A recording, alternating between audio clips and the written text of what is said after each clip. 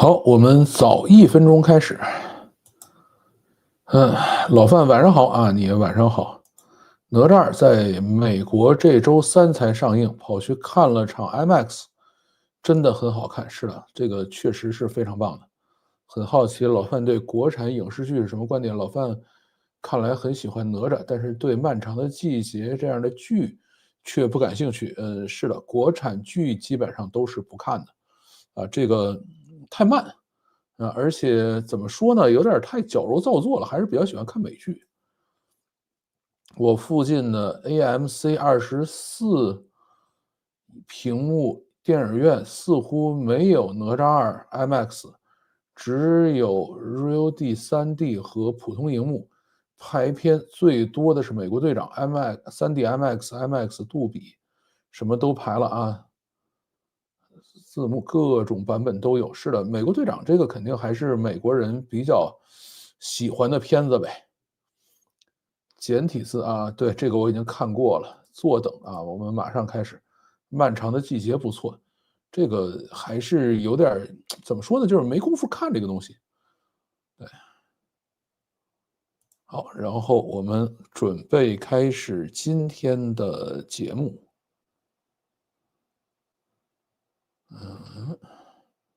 这里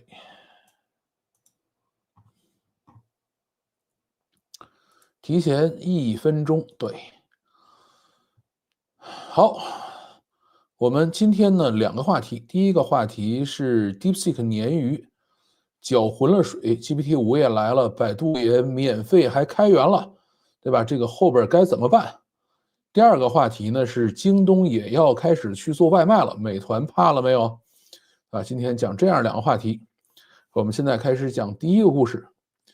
大家好，欢迎收听老范讲故事的 YouTube 频道。今天咱们来讲一讲 DeepSeek 这条鲶鱼搅浑了水。GPT-5要来了啊，百度也要免费开源了啊，到底是一个什么样的情况？大模型这个赛道未来会怎么去发展？那么 DeepSeek 呢，算是彻底改变了游戏规则。OpenAI 给整个行业挖的坑，到现在呢，还有一些公司没爬出来呢啊，什么坑啊？就是客户端这个订阅$201个月这个坑，这个其实是一个非常失败的商业模式啊。就是 OpenAI 发了这个坑，大家都在往里跳。这个谷歌到现在还在往外爬，因为谷歌它其实自己不太想爬出来，为什么？因为它一旦爬出来以后的话，谷歌搜索的广告收入就没了啊，这个只能在那里头装聋作哑了。Perplexity 到现在也还在思考到底是不是要爬出来。大家有没有想过一个问题？开源模型，因为 DeepSeek 是这个满血版开源模型嘛，671B 的开源模型，它对于 OpenAI 的伤害到底是 To B 的伤害大还是 To C 的伤害大？这是一个大家值得去思考的事情。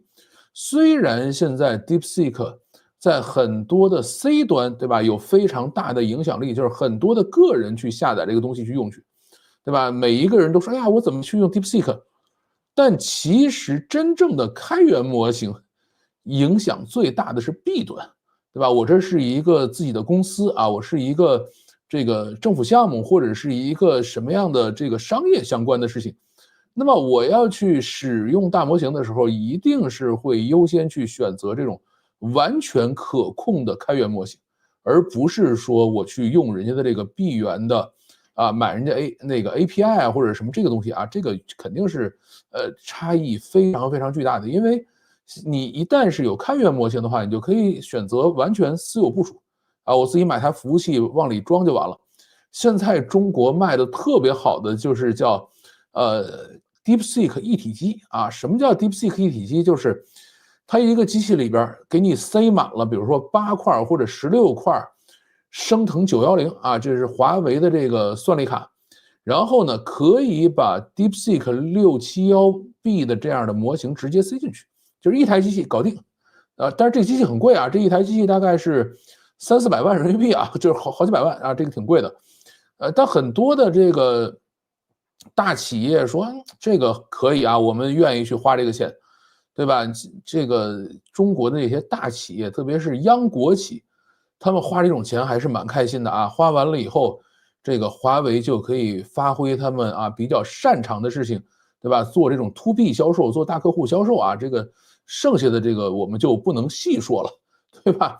所以一旦是有这种完全开源的大模型啊，而且是跟你这个 OpenAI 差不多功能的这种大模型的话，对于 OpenAI 也好，对于谷歌，对于这个叫做百度也好，最大的伤害是 B 端的啊。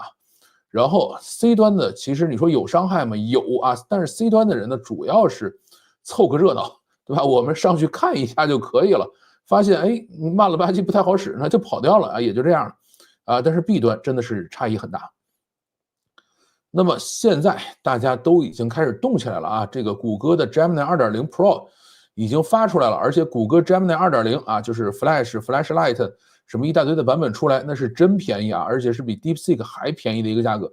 你不是跟我卷价格吗？我卷的比你还低，对吧？这个现在是谷歌的应对方式。而山姆奥特曼的话，也终于要发布它的 GPT-5了。这个呢是路线的一个彻底改变，从去年年底12天连续的挤牙膏，到现在突然说，哎 ，GPT 4.5要出来了，然后马上 GPT-5也要出来了。这个转变是非常非常巨大的啊，而且我相信到目前为止这个弯应该没有转完啊，这只是转了其中的一半，剩下的我们还要再等它继续去发布，对吧？还有一些新的消息可能未来一段时间会出来。为什么说这个弯还没有转完呢？因为你还得开源一部分，对吧？你光说我 4.5 和5这事儿不行啊。到目前为止 ，OpenAI 到底怎么开源这件事儿，山姆奥特曼都没说。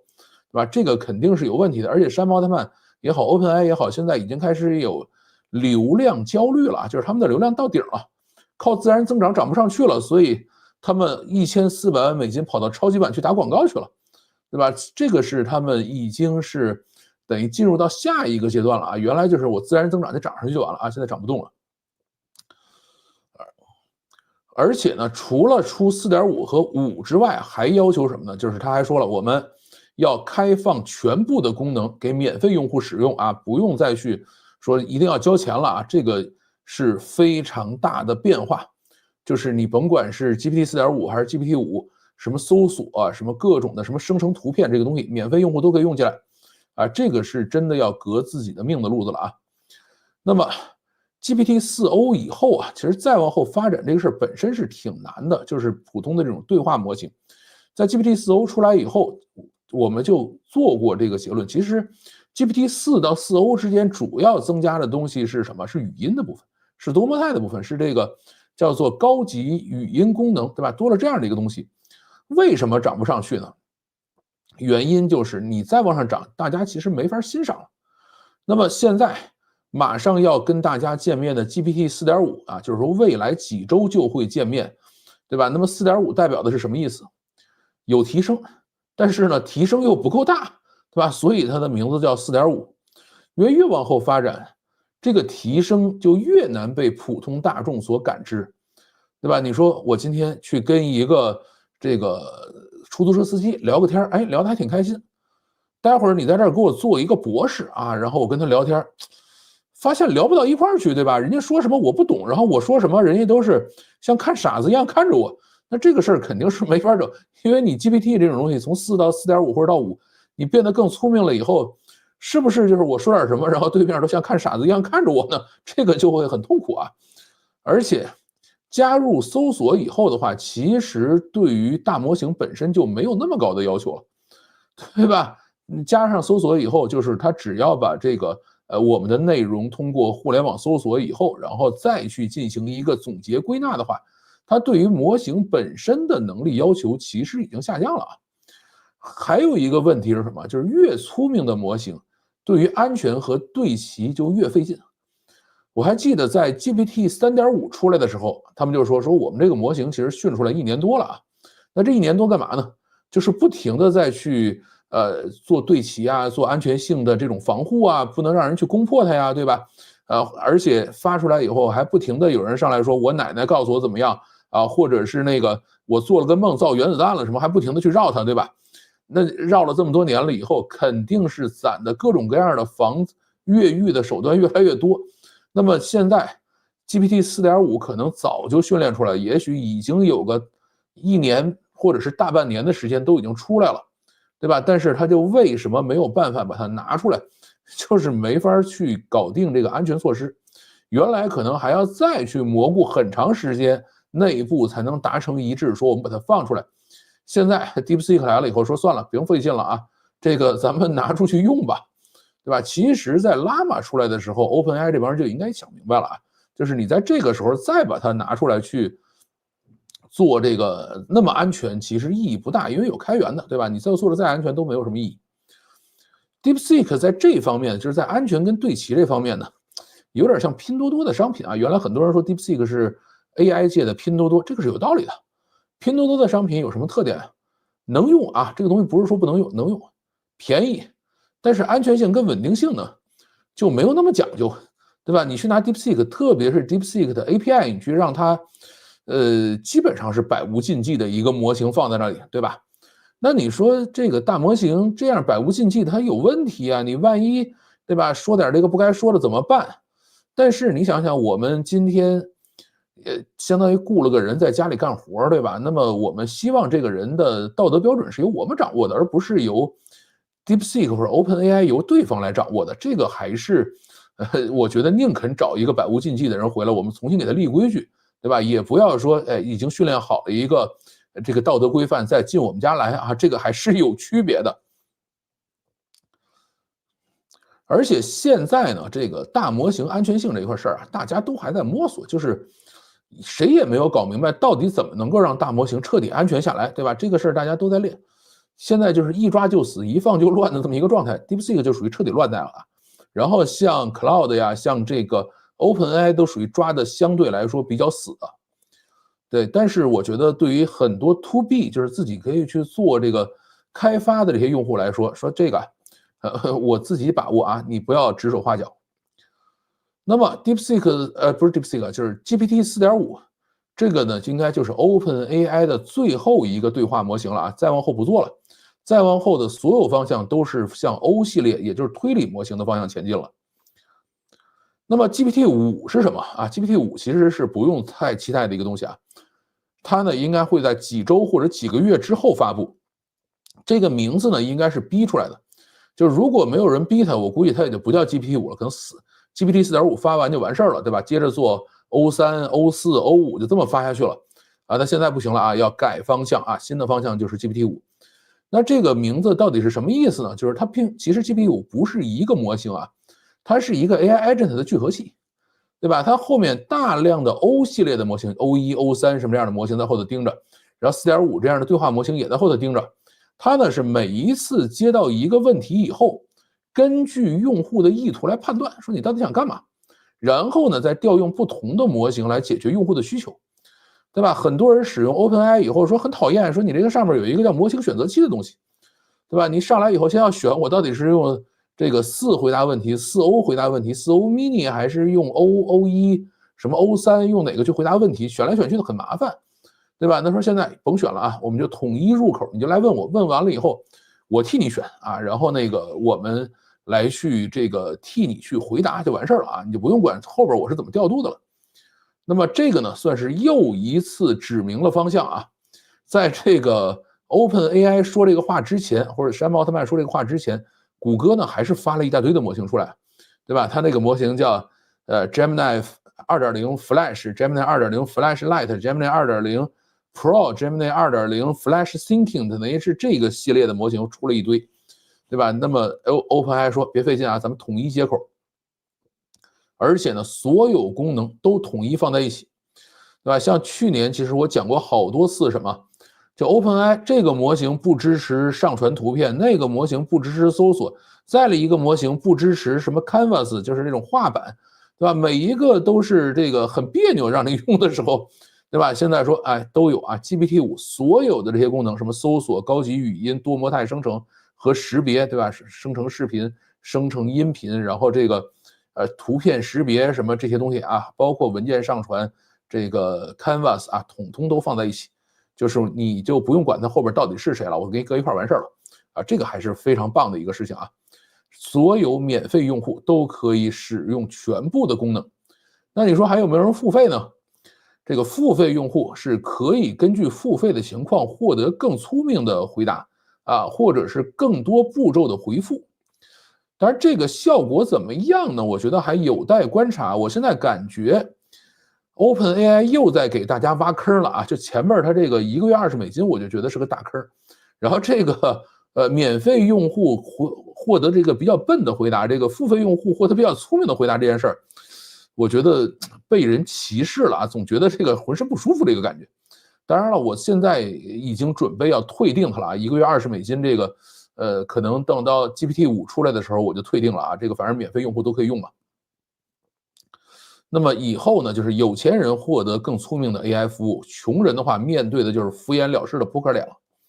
这个未来只有欧系的推理模型还会继续发展，这种普通对话模型到 4.5 到头了啊，到此结束了。为什么是走这条路呢？你说我们真的需要那么多工程师吗？真的需要去解决什么全人类的这个疾病问题吗？其实不是啊。这个欧系模型有一个，就是这种推理模型有一个很大的优势是什么？它可以一部分的解决幻觉的问题，对吧？这个有的时候说真话，有的时候说假话，或者是有的时候一本正经胡说八道这个事儿，大家是受不了的啊。就是大模型就是这样的一个状态，对吧？大家要注意啊 ，AI 犯错误的方式跟人犯错误的方式是完全不一样的。对吧？这个人类犯错误的方式是什么？就是我们会在不熟悉的领域犯错误啊，这个事儿我熟啊，我一般没什么问题啊。但是那个事儿我不熟啊，那么我有可能会说错，对吧？人类呢还有什么？在疲惫的状态下，状态不好的时候啊，容易犯错误啊。我状态好的时候可能说的比较溜手，对吧？人呢还在什么呢？就是在不熟悉的领域或者是疲惫状态不好的时候啊，他这个情绪能表达出来。他会犹犹豫豫的说的不是那么肯定，对吧？所以大家也比较容易判断你这个答案是不是靠谱。有很多人就他自己也不懂这个东西到底对不对，但是只看对方的这个语气语调就能猜出来，哦，这个事儿原来你也不太拿准啊，大家这样的一个状态。人呢在被反复询问的时候，其实会不耐烦啊，这都是人的特性。然后 AI 正好反过来，它呢是任何时候犯错误的概率都差不多啊，就是甭管这东西你熟还是不熟。对吧？你现在状态好还是不好 ？AI 其实没有什么状态的问题啊，它都会犯错，而且犯错误的概率是一样的。而且呢，这个人刚才我讲的啊，这个犯错误的时候会显得犹疑不定啊。AI 呢，这个不管是不是犯错误都一本正经啊，所以我们经常说它一本正经胡说八道嘛。但是 AI 有一个好处是什么？它被反复询问的时候不会不耐烦，对吧？人反复询问的时候它就会烦，AI 是没这个问题的。所以推理模型呢，它就可以解决这个问题，它就一个问题我问你3遍，问你5遍，然后呢再拿这些结果进行判断，对吧？看看是不是一个靠谱的结果出来了啊？然后呢，如果这些结果出来以后相差异很大，对吧？这第一个结果是向东，第二个结果向西，那你就告诉用户说这事儿我也没太大把握，对吧？就不要一本正经的胡说八道了。所以这个就是欧系推理模型，大家很努力的再去往前推这个事情的原因。对吧？因为我最近一段时间是 DeepSeek R1用的比较多啊，就是 O1出来 O3出来，其实我用的都比较少，但是 R1出来了以后，就是 DeepSeek 出来了以后，我还是很努力的用了一下。我发现就是很多事情，就算不是一些数学问题、物理问题、工程问题，就是普通的这种生活中的问题，你扔给推理模型去干，效果也挺好的啊。唯一缺点就是慢啊，还有一个就是啰里吧嗦的，中间上这个思维链。这个事儿是比较讨厌的啊，其他的都还可以。那么再往后呢，就是 API 可能会比较麻烦，对吧？现在山姆奥特曼就是说，以后 API 也是统一接口，但这个就很麻烦了，因为为什么？就是你可能问了一个很简单的问题，然后不定他哪根筋搭错了，直接跳到推理模型那边去干活去了，那你可能这一个问题就直接几千个 token、上万个 token 就直接干掉了，而且出了一大堆啰里吧嗦的东西，你也不知道他在说什么。啊，这个事儿是比较讨厌的，所以我估计 API 可能还是分模型去处理的啊，这个应该是让我们自己去选择，你不能说你替我选完了就直接干了啊，这个事儿，但是也要看，因为现在不确定未来会怎么发展吧。所以呢，GPT-5呢其实是一个黑箱子，每个用户提问之前也不知道会被哪个模型去服务。对吧？也不知道会获得多大的算力或者是推理预算，免费用户获得的服务啊可能会不太稳定，对吧？就是用的人少，没准啊多给你这个思考一下啊，用的人多就拉倒了，就跟我们去医院看病似的，对吧？你医院看病的话，这个如果一大堆人在外边排着队呢，那大夫肯定可不耐烦了，对吧？但是你说，哎，我有钱，我去看这个特需门诊，对吧？那个大夫肯定脸上笑出花来啊，说这个您哪儿不舒服啊，对吧？慢慢跟你说一下啊。当然，我每次去看病的时候，这个大夫看我一眼，说，哎，该减肥了啊，这个也是让我比较不爽的一个事情了。那么现在呢，对于 B 端市场，这个就是统一黑箱的这个方式，其实并不是一个特别好的办法。为什么？因为 B 端市场它肯定还是要先试用，对吧？然后呢，测试完了以后再去决定说我是不是要去下单。那你现在没有什么可以定制的地方，上来给你一黑箱子，对吧？结果你说我 B 端市场要测试的时候，哎，遇到一个脑子不太灵光的扑克脸，那这个承担的可能性就会下降很多啊。统一接口为什么费劲？就是原来为什么大家不是做这种统一的接口，对吧？原因呢是这样啊，就是大模型跟传统软件是不一样的啊。怎么不一样？这个传统软件是模块化的，大家可以拼来拼去的。大模型呢是训练完了，你就不能分拆迭代了啊。说我训练完一整块，说我把中间哪一块拆出来改一改行不行？不行啊，训练完了就是一整块，对吧？它是不允许动的。每一个模型训练完了以后，都需要单独的这个调整啊，才能够接上各种外挂，对吧？比如这个模型做完了以后，说，哎，我这个可以接搜索了啊，然后另外一个模型做完了以后，哎，我可以去接这个图片识别了，它是这样来工作的，对吧？你说，哎，我这个模型训练完了以后，但是我没有训练过这个图片识别的部分，我想给它加一个模块啊，不是加不上啊，这个它是没办法的。所以这个是大模型跟这个传统软件之间的一个比较大的差异啊。这个传统软件就是模块化嘛，随意增减；大模型是一次成型，不可分拆。那么你说到底是一个诸葛亮厉害，还是三个臭皮匠厉害呢？像我们以前啊，这个一起合作或者带团队干活的时候，都会理解这件事啊，就是沟通确认这个成本是很高，效率是很低的。很多事情都是说，哎，干脆一人把它干完了，也比跟很多人商量着做要快很多啊，这个一定是如此。所以呢，如果你有一个特别特别强的基础模型，肯定要比一大堆的模型凑一块干活要顺畅的多。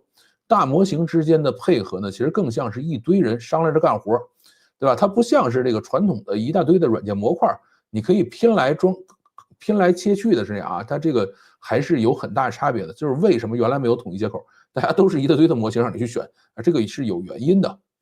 那么现在这个就是 GPT-5的这种方式呢，为什么说我感觉它像一个坑啊？对吧？这是一种 to C 的全能型助手，对吧？就是你甭管是问他什么问题啊，他都来给你判断意图，然后进行回答。可以说呢，是向端到端的这种智能助手的方向迈进了一大步。未来呢，给这种端到端的黑盒子做定制开发，或者是和系统进行集成的话，应该是比较费劲的啊。因为什么呢？就是各种 OpenAI 基础上搭建的这个系统的话，它的底层会没有那么稳定，就是你每一次把命令扔进去以后，你不知道它该怎么，它会用哪个模型给你回复，对吧？也不知道它是这个问了一大堆，比如说你写了5000字的提示词进去，然后呢，这个 OpenAI 给你回答一个好的，或者叫回答一个悦啊已阅，那这个事儿不就这个哭笑不得了吗？对吧？或者是你问他说，哎，明儿吃什么呀？对吧？他给你思考了半天，说，哎呀，这个明天是一个什么样的日子？然后这个最近要怎么环保一下？然后啰里吧嗦给你写了2万字出来。那么这个事情你都是没法去确认的啊，这个就可能会造成一些坑啊。那你说统一接口这件事对 OpenAI 自己有什么好处呢？有一个巨大的好处，就是你要再想分析、拆解、蒸馏它的模型，就费劲了，对吧？原来我们可以逮着 O1 去蒸馏，蒸馏出来的东西，然后我们去训练这个比如说 DeepSeek R1啊，或者训练这些模型。那你现在变成了一个统一接口的黑箱子，你说我现在想对你去进行蒸馏，那这个大家想一想，这多费劲吧？对吧？你不一定哪句话回来一个已阅，不一定哪句话回来了就是啰里吧嗦、乱七八糟给你回答一大堆乱七八糟的事情，对吧？这个就很麻烦。这个有点像咱们现在看3D 电影啊，这个3D 电影的效果未必好，但是呢，最主要的这个功能是防止盗录啊，就是我现在拿个手机或者拿个摄像机在这个电影院里把这个3D 电影拍下来是没用的啊，出去没法看，对吧？这个是3D 电影最重要的一个作用啊，所以我觉得统一接口这个事情，未来也许是大方向，但现在的话，应该主要是 OpenAI 一个防盗措施啊。那么现在呢，商业上啊，这个统一接口这件事儿呢，我觉得可能也是个坑啊。为什么？得屌丝者得天下，对吧？这个明显带有歧视性的这种政策，会把屌丝用户都推给竞争对手的。就像我们现在为什么在国内看病，大家老觉得不爽，对吧？你去挂普通号、挂专家号，你就是要一堆人在那儿排队，然后乌泱乌泱的，然后进去了以后，这个大夫极其没有耐心，对吧？然后你每次这样看完了以后，你看旁边那个特需门诊，啊，这个窗明几净，大夫特别耐心的这样的一个这种诊疗制度的话，你肯定会觉得不爽，对吧？所以在这样的一个情况下，免费用户你再怎么使，你都会觉得不舒服的，对吧？你知道有人获得了比你更好的服务，这玩意儿叫不患寡而患不均啊，对吧？这个是应该是有坑啊，而且现在 OpenAI 这个虽然号称每年可以降低成本90%，就是说我推理成本会不断下降，对吧？原来是10块钱的事儿，过1年就变1块钱了，对吧？但是呢，这一次失去的收益估计不一定少于90%啊，这个目前 OpenAI 的收入75%来自于订阅，就是我们1个月$20也好，1个月$200也好，就是这个钱是占它整个收入的75%的。而现在的话，就是2024年可能预计它是挣了40亿美金，然后这个钱可能都不用算训练新模型啊，就是它原来的这个旧模型的这个推理，压根这个40亿美金都未必覆盖得了啊。那么到新的一年，它可能大量的这个订阅就会流失掉啊。那么 C 端用户一定会大量流失啊。B 端用户的话，如果不走开源的路，那么在 B 端的这个市场上，面对 DeepSeek 这种全开源模型，我觉得 OpenAI 的竞争力是比较差的。而且如何盈利的问题，现在还是需要思考。目前的收入的话，还是很难覆盖啊。AI 公司其实有3大成本啊，咱不算人员成本。第一个是训练成本，第二个是推理成本，第三个是推广成本，就是我要去获取用户的成本，对吧？你训练成本，比如说我招了一大堆科学家回来，然后我要做新模型，我要去收集数据，这个成本是一次性的，我只要是付完了以后，我有一个模型可以对外去服务了，我就可以一直来去收钱了，对吧？然后推理成本的话，就是你要让一大堆的GPU 在那儿等着给我们回答问题啊，这个就是推理成本。推广成本的话，就是前面啊这个 DeepSeek 啊不是 DeepSeek，OpenAI 在这个超级晚上1400万美金啊，那个就叫推广成本，对吧？这个3块成本，现在正常的一个公司运作下来的话，应该是训练成本最低啊，推理成本应该比训练成本高一些。推广成本的话，有可能会比推理成本还要再高一些。但是现在这一块呢，大家还在有争论啊，为什么？因为原来推广成本最高的一个6小虎，现在快玩不下去了啊 Kimi 花了好多钱去推广，结果呢，发现 DeepSeek 一出来，完全为他人作嫁了，对吧？使用大模型聊天工具这件事上，用户基本上是没有忠诚度的，只要有一个比你好的基座大模型，大家就直接跑了。所以大家也在想说，我是不是不应该花钱去推广，还是应该把这个模型再往前推一步，对吧？但是这个事儿没有地儿吃后悔药去啊。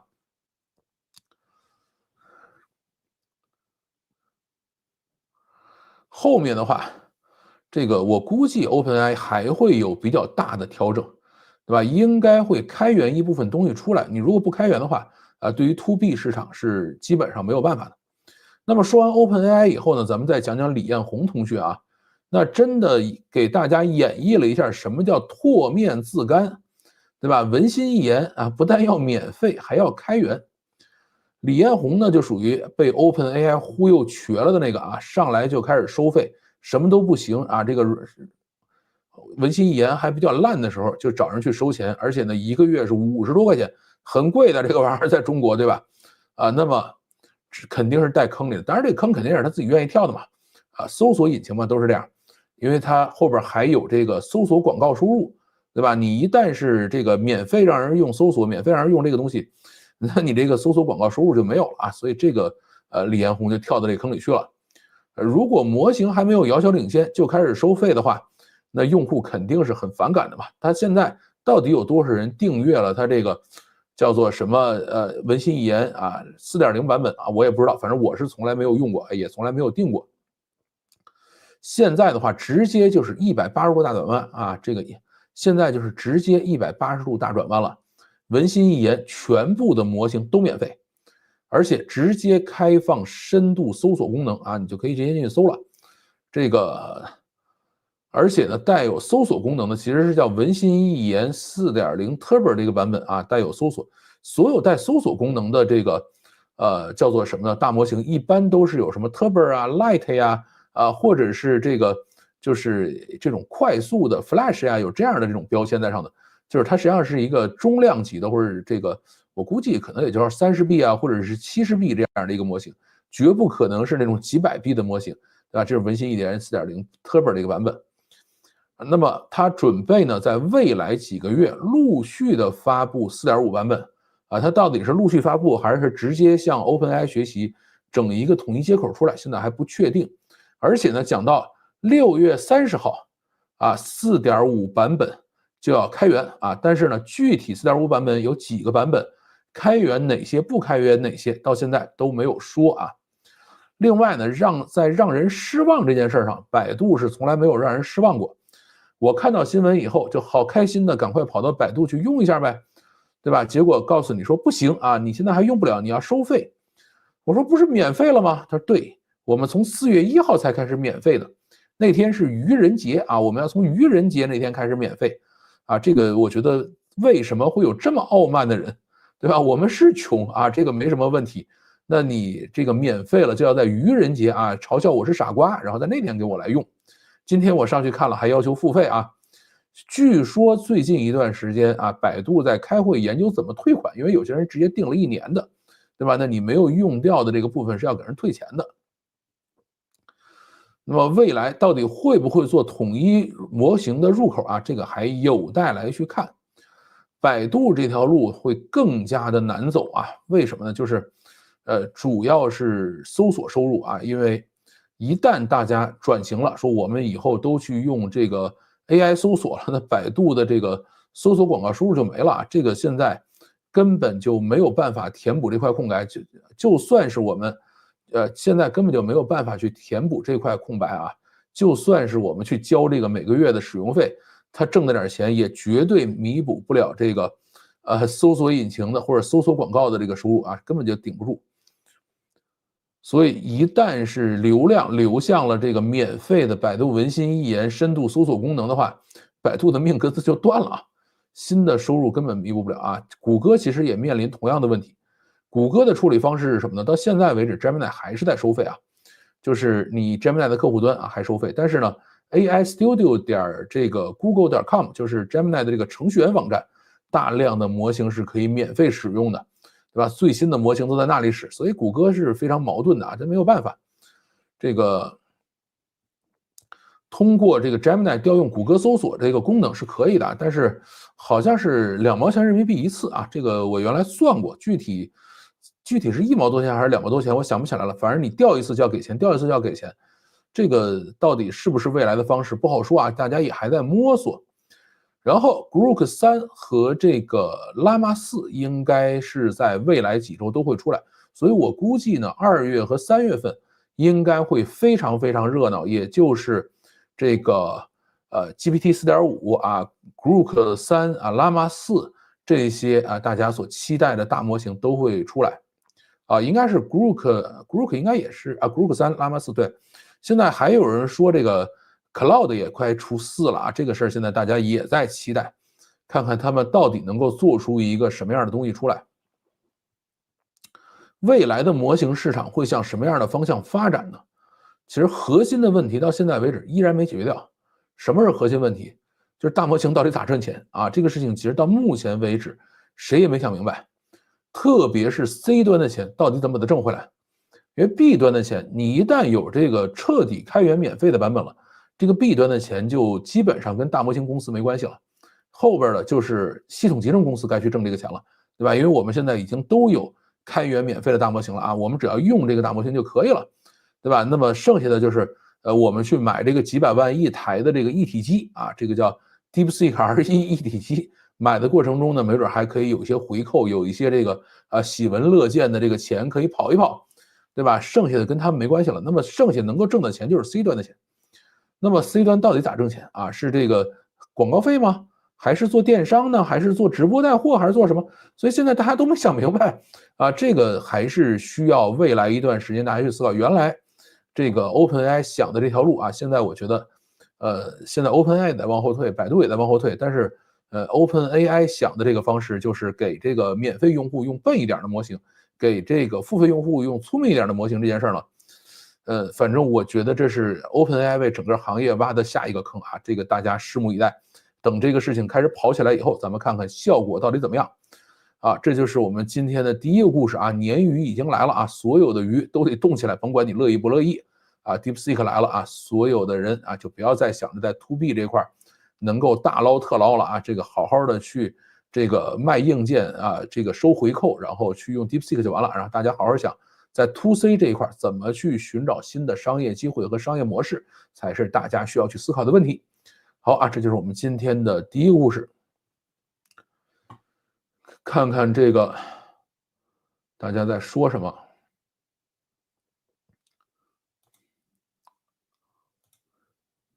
对，不提前啊，滴滴也送外卖啊，京东也来凑热闹，打得过美团吗？啊，这个待会儿我们来去讲第二个故事的时候再讲啊。看了一些漫长的细节介绍啊，一个分尸案搞了20多年啊，这个就算了啊，这个不是我喜欢的项目。这个你能根据 DeepSeek 开源项目李飞飞 SEK 论文训练出自己的模型吗？这种容易吗？也不能叫容易吧，但是你让我真去干，也不是说干不出来，费点劲啊，还是需要再去看一些文档的。路径依赖的角度思考一下，即使是开源的 Linux， 无论对 B 对 C， 其实也没那么不得了啊。当年红帽赚过钱，但是也被 IBM 收购了。如今微软的日子也很好，也很好过啊。这个各种开源的办公软件也不少，微软办公室一样收费有生意，开源软件的可以很火爆，但是不那么赚钱。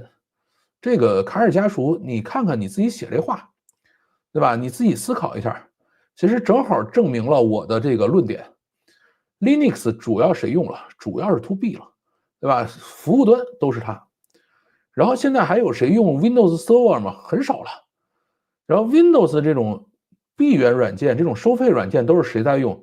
都是客户端在用，对吧？所以有了开源以后，闭源软件就要放弃 B 端竞争，就要老老实实的去 C 端竞争，然后想清楚怎么在 C 端上把钱挣回来。所以咱俩说的话其实是一模一样的。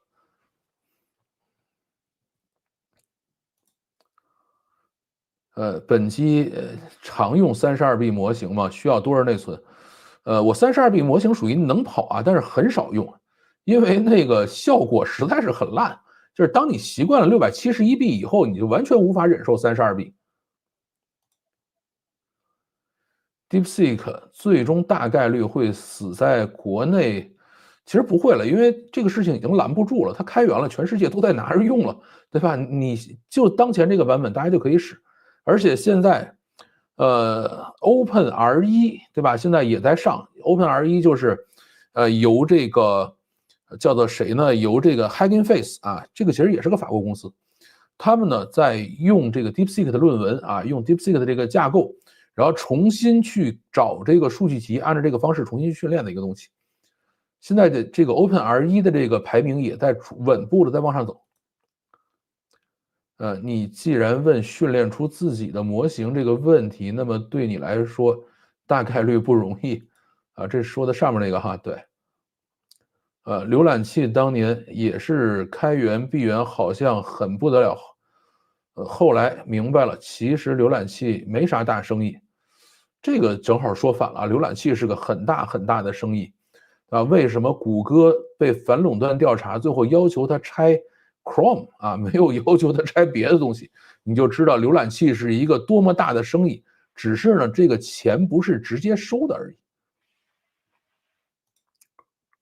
请教下，目前这个时间节点，作为一个普通人，是否有必要订阅 Perplexity？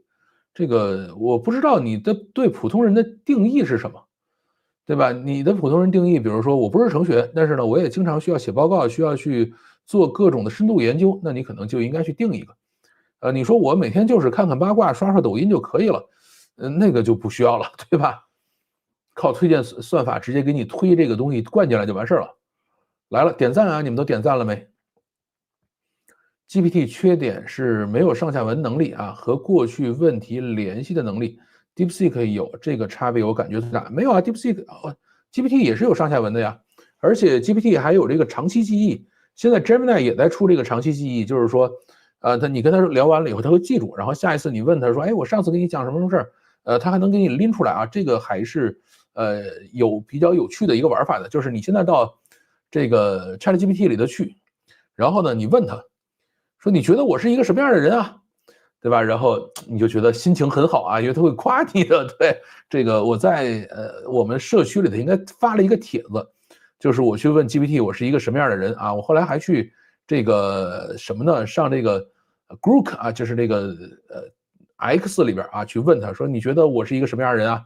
然后也是这个很努力的把我夸了一通啊，让我夸得我心花怒放的。其实我想知道的是，GPT 4.5是否可以以 GPT 4.5O 的形式来发布？如果发出来不容易多模态，不是多模态，那就很难用了。我估计应该是就是完整形态的，就是可以有这个就是多模态的，可以有这个高级语音功能的啊。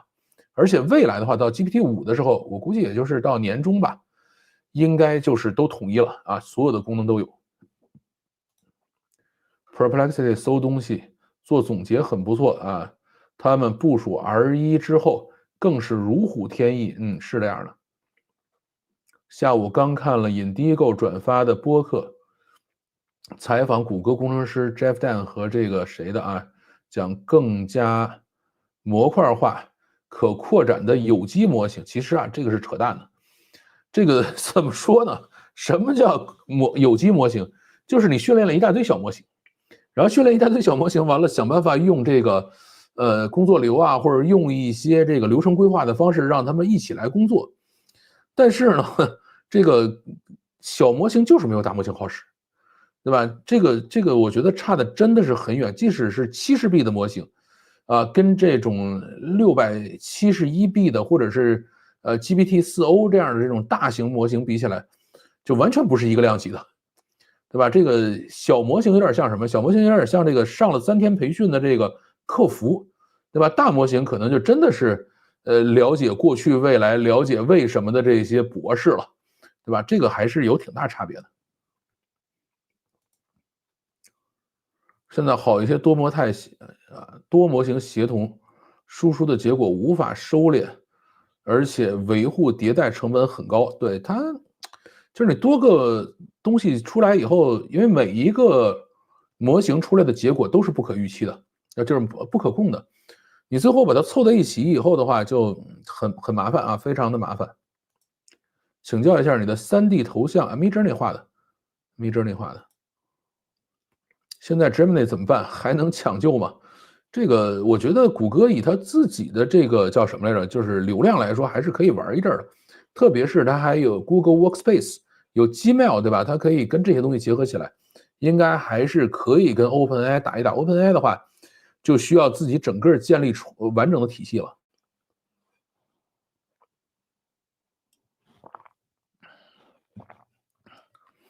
Kimi 对 Kimi 这个事儿，反正每个人有不同的追求吧，他觉得他自己是领头羊了呗。他有一段时间在国内确实是最好的模型啊，这个只是中间花了好多钱去买流量，然后呢，这个现在这个基本上都为他人做嫁衣了。Gemini 真的很扯，碰到中英夹杂完全崩溃啊！这个，哎，还好吧，在这点上，我觉得 GPT 还是要强很多的。我指语音辨识上啊，这个要等到时候看了，免费我也不用，好吧？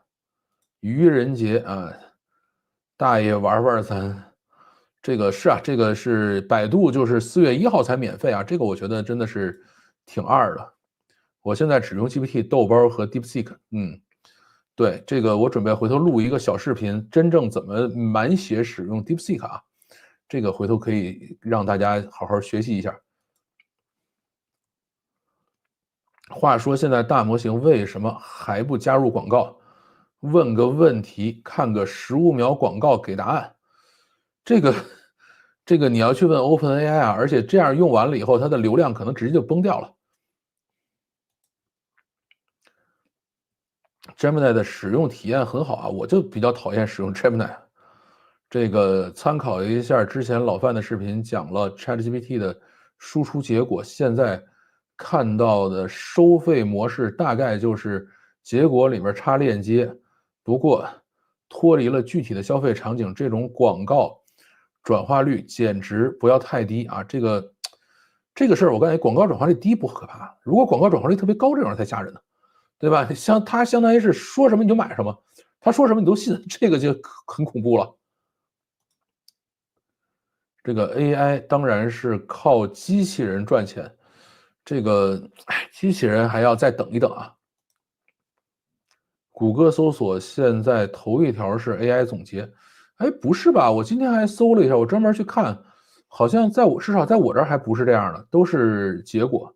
我一般也会看一下，当然多数总结的不那么靠谱，即使靠谱，也就像读文章读个摘要啊，并不那么影响谷歌卖广告。百度似乎学不会这些，这个，等百度自己想明白吧。为什么要买一体机？买服务器做本地部署不行吗？不，它就是那种服务器叫一体机。你那个一体机不是说那个把屏幕跟主机装在一块儿那种玩意儿啊，不是那个 iMac 那种机器，他们就是一台机器上插32块或者16块这个，比如说这个升腾啊，或者是其他的一些这个国内的显卡，然后让你能够把 DeepSeek R1跑起来，而且是满血版 R1跑起来，它是这样来去干的。这个又点赞，我的想法也是 GPT-5出来第一时间把 OpenAI 给退了。是这个，我估计到时候我应该会退。OpenAI 被曝将在25年5月5日推出 GPT-5，你怎么看？这个等呗，对吧？那怎么办呢？到那个时候就退呗。Gemini 刚看了一眼，也增加了好几个模型在线搜索了。对，但是它那个在线搜索是收费的，每一次搜索都要钱。李开复退出了模型研发 DeepSeek，李飞飞 SEK 提出了更轻便的、经济的模型训练方法，所以你觉得模型及应用对吗？这个其实不能这么讲啊，就是模型的战争现在基本上算是稳定下来了，就战线稳定了，现在该努力做应用了。OpenAI 降至 To C，硅基流动开始玩 Pro。这个硅基流动最近实在让我很失望啊！硅基流动现在的稳定性非常非常的差，就是我挂那个 DeepSeek 到，就是用硅基流动上 DeepSeek 基本上是没法去得到完整答案的，所以我现在已经把我的这个叫做 DeepSeek 的主力站都改到这个火山了，就是火山引擎是字节跳动的啊，那个还是速度挺快的。然后另外有一部分就是我放到这个 Together 上啊，就是放在国外啊，那个速度也还可以，但是硅基流动的这个实在是没法使。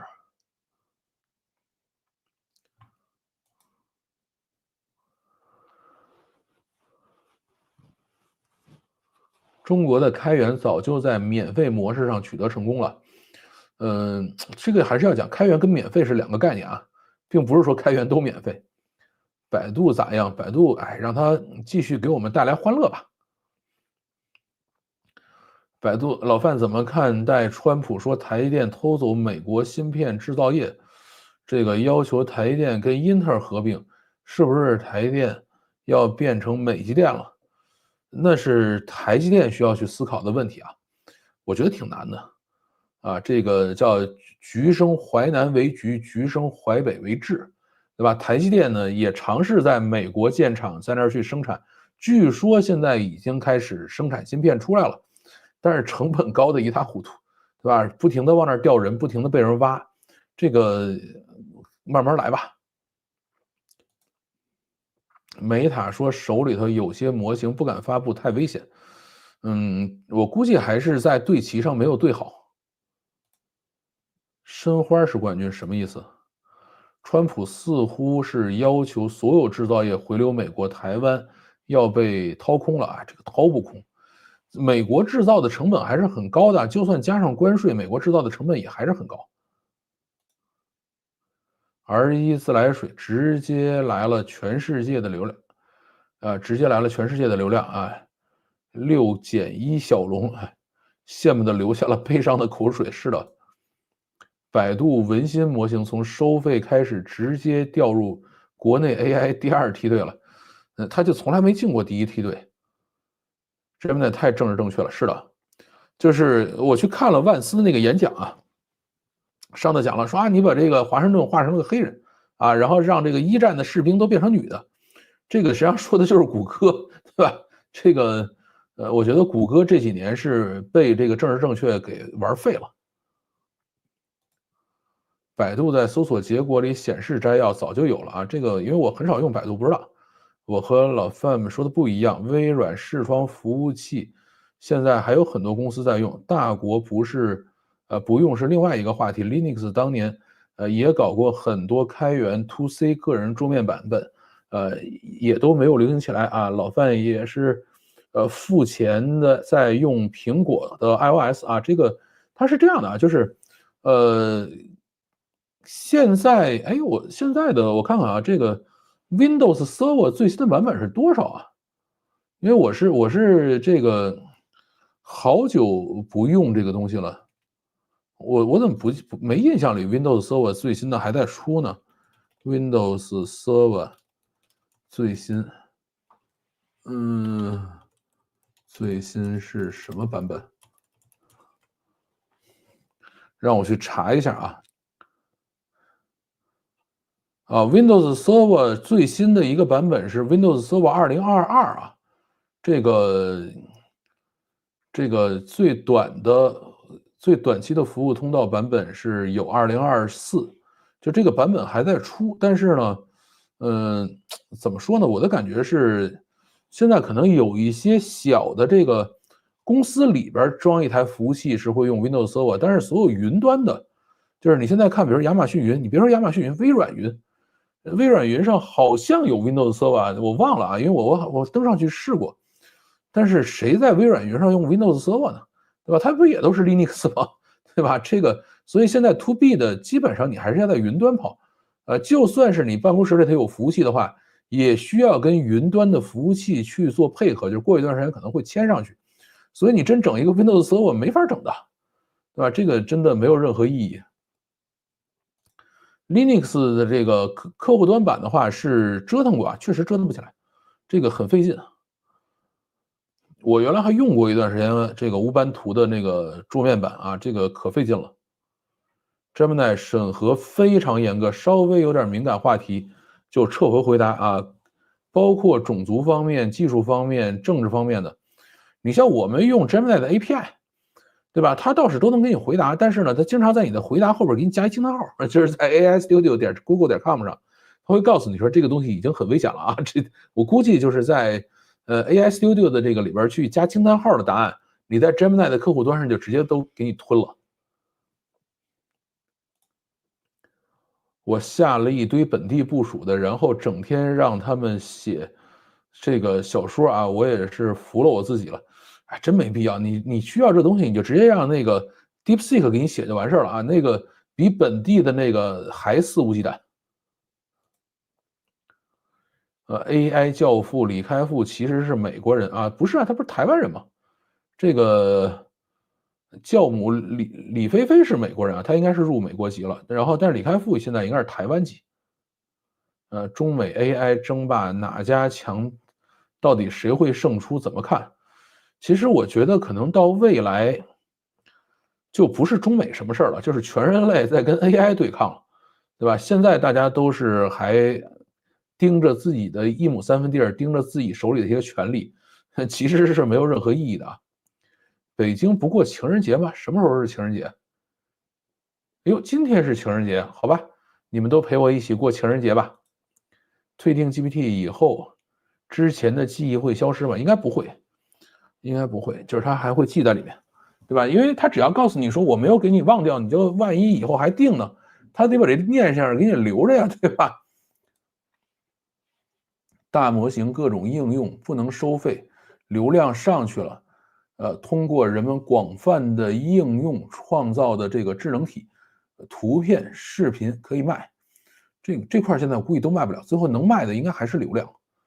但是流量这一块呢，就比较难把握，因为就跟我刚才讲的是，广告的这个优化方式就是不断提高转化率，但是大模型的话是可以把转化率提得非常高的，那个时候就吓人了，对吧？他让你买啥你就买啥，你说这玩意儿多恐怖？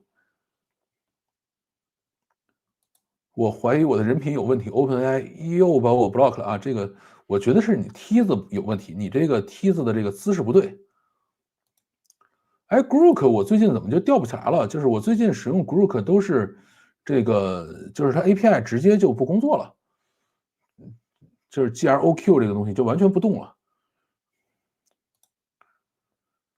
认为有更轻便的模型训练论文，这个小公司也不应该插手模型研发嘛？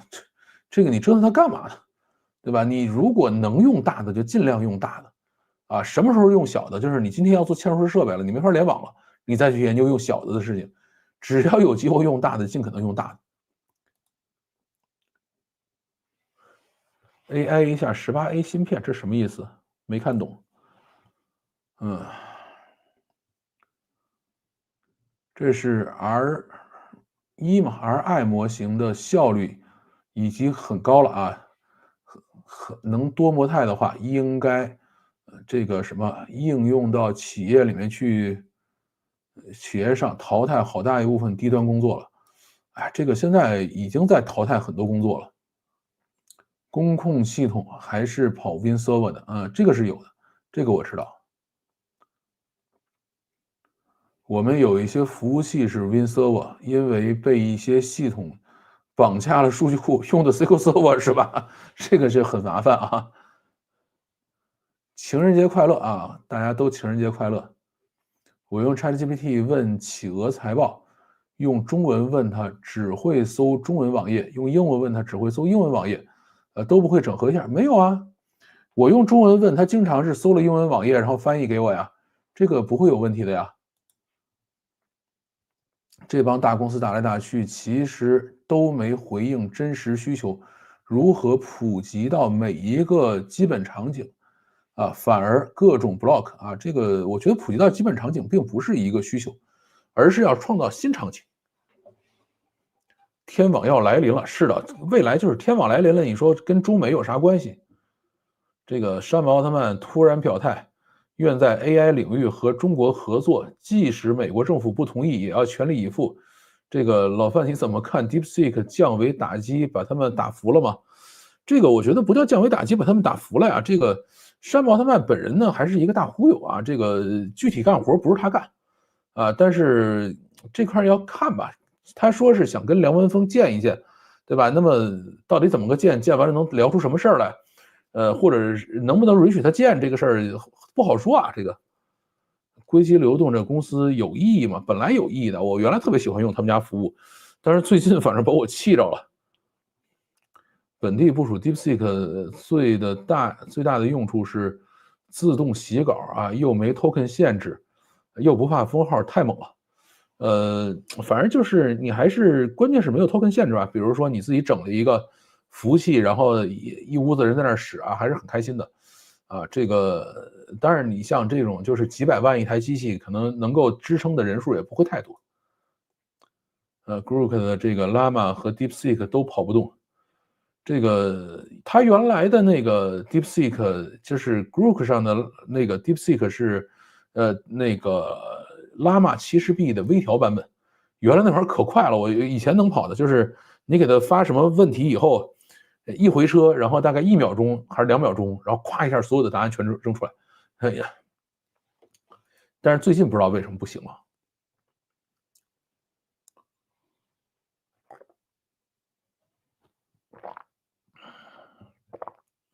现在使用微软的左耳云的基本上都是用微软服务器，而且如果要使用微软开发技术路线，那么即使在 Linux 云也是在容器里边装 Windows 服务器然后使用。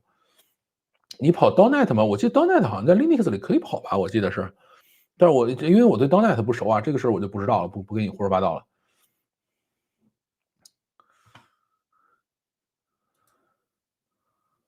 最近最近重看 L 什么东西不知道。这个山姆想跟所有主权国家合作中国市场，有一块现成的蛋糕，苹果用户。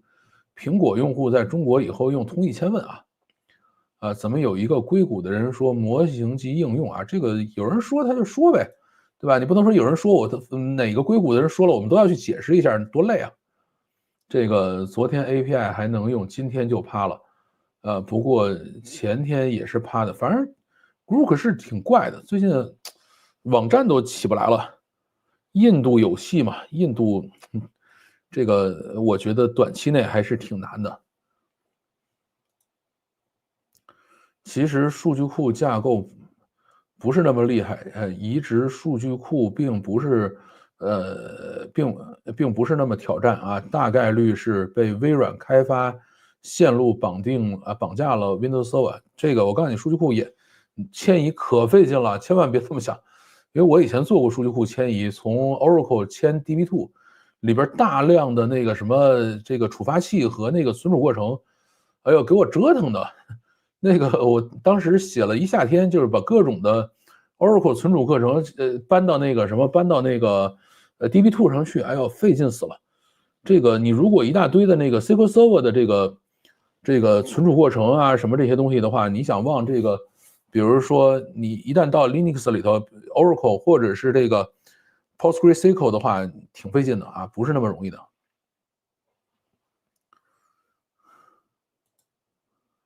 越南是不是也发展很快啊？之前还说要做电动车来着，听王志安说世界上以后，再无松下电器，真的这么惨吗？松下不是电池很厉害吗？王志安的节目我从来不看啊，不知道。这个越南，反正国内现在在说他们发展的很快，但是我没去过，也不知道。向量数据库啊，对，主要是用 PG 啊。这个 PostgreSQL 这个叫 PG Vector 它那个产品，然后呢 MongoDB 是这样的，MongoDB 的那个矢量数据库只有云端有，就是它那个允许你自己安装的那个版本，虽然现在是 MongoDB 刚出8，但是呢它是不支持矢量数据库那块功能的。.NET 有人搞在 Linux 上运行版本，不过用的人很少啊。如果还有人用啊，好吧，我就印象里有啊，我印象里有。现在迁移数据库简单了，可以用 AI 翻译一下存储过程。你翻完了以后，里头好多错。口出狂言 ，Grok 3性能超越 GPT 与 DeepSeek。这个，哎呀，这个是马斯克就是个大嘴巴，对吧？你让他说呗。松下是个集团，关闭某个电器业务是很正常的，是的，他也卖很多东西出去啊。让我喝口水，咱们准备第二个故事。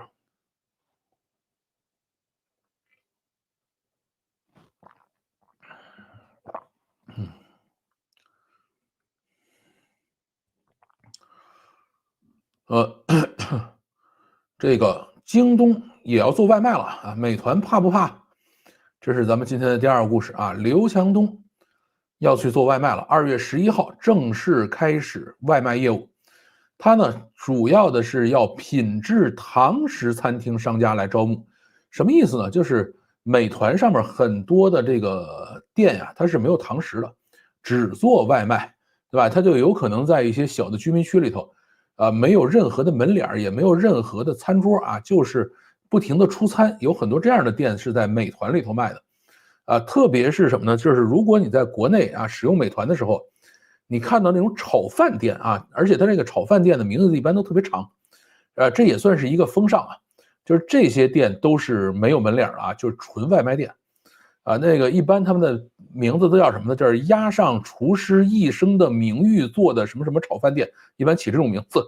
就是京东说我不跟你们合作，跟京东合作你必须是有品牌的，必须是有堂食的，我还可以去检查是不是干净啊，只有这样的人我才去跟你合作，对吧？那么他去招募去了，这个原因也很简单啊，就是京东的品牌认知呢是不能毁掉的啊。大家对京东的认知是东西呢应该还算便宜，但不是最便宜的那个啊，但是买着放心啊，送的也快啊，这个是大家对京东的一个普遍认知。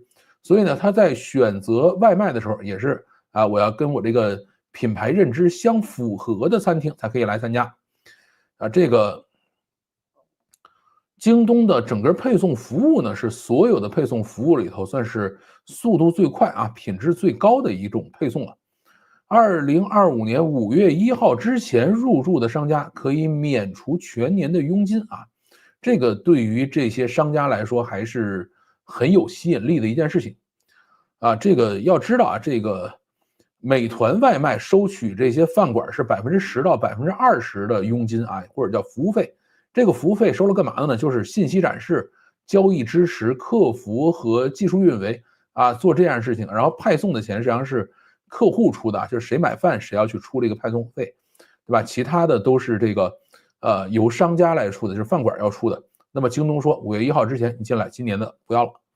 然后京东配送呢，其实本身是分层次的，京东算是整个做配送里边层次最丰富、最完整的一个公司，就是京东了。对吧？第一个是京东自己的配送人员啊，这都是京东的正式员工，有这个五险一金的啊，这个算是刘强东的兄弟。刘强东现在又开始骑着车子出去送货去了，对吧？这是一波派送。然后另外一个呢是京东收购的叫德邦物流，专门做大件物流的啊。那么现在呢，所有德邦物流的正式员工也都要上五险一金啊，因为德邦物流自己也是个 A 股上市公司，这个。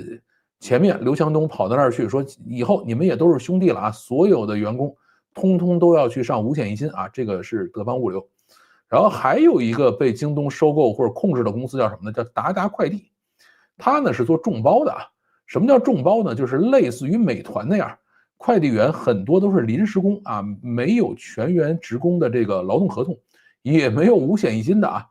然后这次做外卖呢，实际上就是达达啊，并不是所有的什么德邦啊，或者是京东自己配送人员，他们是不参与这个事儿的，就是达达去送。达达现在的董事会主席还有很多的高管都是2024年京东从美团挖回来的美团高管，对吧？说哎，我想去干这个事儿，上美团挖一波人回来，把这个达达整个做起来啊。那个达达自己呢是一家纳斯达克上市公司啊，京东也是纳斯达克上市公司。京东呢是控股了达达啊，现在呢提出了要私有化邀约，就是准备彻底收购达达啊。这个呢也是要打硬仗的节奏，因为你一旦是上市公司的话，各种审计啊，然后各种报表啊、财报啊，包括这个股票涨涨跌跌啊，比较分神啊。那么你一旦是把它彻底私有化了，就像马斯克的 X 这样啊，那我就想怎么干怎么干啊，你就别管我了，对吧？他这是要去打硬仗了。京东呢算是啊外派这个品类最齐全的一个公司了啊，它有普通快递，就是你可以直接通过京东寄信的，这个是没问题的。然后我们普通人最熟悉的呢是京东的物流，对吧？它也做大件运输，就是刚才我们说这个德邦物流啊，你比如说我今天想去运个冰箱啊，运个什么这些东西啊，它也去给你做去。然后呢，也做这个叫小时达或者叫秒达啊这种即时零售，就是说我想去买个酱油啊，买个药啊，买个什么样的东西，我这边下单啊，基本上20分钟、30分钟之内就给我送来了啊，这块他也干。这一部分呢，其实是由这个达达物流给他做的。然后包括一些生鲜啊，这个也是达达物流在做。他们呢还做同城配送啊，这个类似于闪送，就是我今天想把一个文件从东城送到西城，啊，这个给京东下个单，一会儿给你取来，然后可能过个1-2个小时送到那边去啊，一个件几十块钱啊，这个事儿他们也干。然后还有什么呢？就是他们把所有的这些物流服务通通都包装成商品，我可以对外外包啊，你们谁愿意去这个需要去配送商品，你就直接包给京东，京东给你干。比如说谁呢？这个山姆啊，这个国内的山姆超市，就有一部分是这个自己的，但是还有很大的一部分就直接包给京东了。啊，我们现在买山姆的东西，在网上买下单的时候，就是京东的快递员给你送来，对吧？这个还是非常非常方便的。那你说京东有什么这个派递啊，有什么这个快递服务或者物流服务，它是不做的没有？啊，也有啊。这个像货拉拉这种就是拉货的，它是不干的啊。这个正常的这种从寄信啊、买东西、大件秒送啊什么这它全干。那么这一次京东说我要去做外卖呢，也是被逼无奈啊。为什么呢？京东呢其实一直是受夹板气啊，就是两头都挨堵。他这个两头堵他的人呢，还是2个狠角色啊，一个是美团，一个是拼多多。啊，我记得以前有一次也是线下开一个会，来了个京东的老大，就跟我们讲说，哎呀，这2个公司实在是太难了，对吧？这个跟拼多多打的时候打不过呀。我说为啥打不过呢？他说拼多多可以某个商品赔钱，然后在其他商品挣回来，他是允许这样去操作的。但是京东是不允许的，京东必须每个商品都挣钱，因为你一旦是某个商品赔钱了，你最后可能这个账就乱掉了，对吧？他没有这么强的这个运作能力。我说那美团呢？你跟他到底打什么呢？哎呀，他说美团对这个叫做什么呢？就是这种店铺还有这种外卖员的管理能力是天下第一啊，全世界没有比他更强的了。然后你想去跟他拼这个，根本拼不过，而且美团做的很多东西是极其便宜。美团其实业务非常广泛啊，包括像什么订机票、订酒店、滴滴啊，就是叫车服务，然后所有的就是我们刚才讲京东干的活基本上他全干啊。这个美团现在也有电商，也有所有东西都干啊，而且在这块上呢，它也是要比京东更狠的一个角色。就刚才我们讲，美团也好，拼多多也好，都是比京东更狠。然后美团呢，其实一直在侵蚀京东的市场啊，这个买菜呀、即时零售啊、小巷超市啊、生鲜啊，现在美团还开始卖百货，什么都卖，对吧？啊，都在搞这个事情。所以京东说这不行，你要把我这块市场吃掉了啊，所以我必须要反击。因为外卖呢是一个挺无奈的生意啊。什么叫外卖？这个不是正常时间里头去派件这个事儿啊，外卖就是午饭啊，没有晚饭都很少，绝大部分的外卖都是午饭。所以呢，它就是中间这1个小时，你要开足马力把所有的人都冲出去，把这一顿饭送出去，这就是外卖，对吧？那你说我招了一大堆的外派员，这个我不能让他就送了一顿午饭就完事儿了呀，对吧？这个事儿肯定有问题啊。所以美团呢，肯定希望他的外卖员送完午饭以后别闲着啊，干点别的事情，把京东的生意好好的捋一捋，对吧？这个是啊，真正这个美团对京东造成的威胁。而京东呢，肯定也不希望他们的外卖员午饭的时候休息，对吧？以前还有什么这个外卖员到这个饭点穿另外一件的衣服照张相的啊，打个卡这个事儿都有啊。现在可能这个事儿已经没有那么多了，现在这个查的更严了。对吧？所以呢，大家就希望来互相的渗透。京东说我也想送午饭啊，这个美团说我送完午饭还要去抢你的生意啊，这就是京东不得不干的事情。但是京东选择在这个时间去做这个外卖呢，也是一个天赐良机啊。京东赶上一个什么样的天赐良机？就是原来啊，你招外卖员费劲啊，就是你说我现在想扩大外卖队伍，特别是送午饭这件事啊，因为特别集中，就是靠人。啊，一个人可能一中午也就送个几十单完事儿了。你要想把这一个楼里的人都送过去，你就得多上人。但是现在为什么有一个天赐良机呢？这个经济不好，失业人太多，对吧？这个外卖员都满编了。那京东说，我现在在想多弄点外卖员，这事儿不是这个手到擒来的事儿吗？对吧？你要在一个经济环境好的时候，吃午饭的人多，对吧？送外卖的人少。现在等于吃午饭的人少，送外卖的人多。那我在这个时候。啊，把这个团队招募起来的成本是最低的啊，所以京东现在说我们当前来干这个事儿。那么京东做外卖有什么优势呢？第一个啊，很完整的配送链条管理经验啊，它基本上所有跟配送相关的事儿它全干，而且都算干得不错。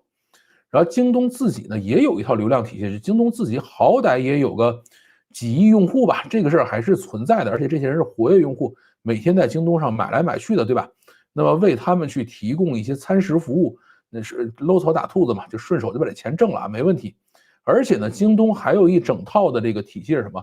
京东的会员体系，对吧？他们还有各种的券啊，什么各种的这个优惠啊、套餐啊，那么这些东西你如果跟外卖打通的话，也可以更快的把这些这个优惠券啊，或者是各种的积分啊，让它大家活跃起来啊，这个是很棒的。然后京东还有呢是京东金融，对吧？你可以找京东借钱啊，白条啊或者什么的这个东西都可以啊，对吧？那你以后吃饭的时候就可以直接从京东借钱去吃啊。那么这块的话也是京东已经现有的东西啊。而且京东的品牌认知呢，对于送这种外卖也不是说完全没好处，对吧？送东西快，然后呢品质相对可控，价格可以接受，这就是京东的这个品牌认知。已经做了一些这个品牌餐饮店的派送了啊，这个比如说瑞幸、这个库迪啊、碧血冰城啊、霸王茶姬、Teams，天好咖啡啊，这些都是用京东派送的啊。像刚才我说的山姆超市啊，也是用的京东派送。那这些呢，其实都是由达达一直在承接这个生意。然后达达呢，其实特别好玩，他们还干什么事儿呢？就是换衣服。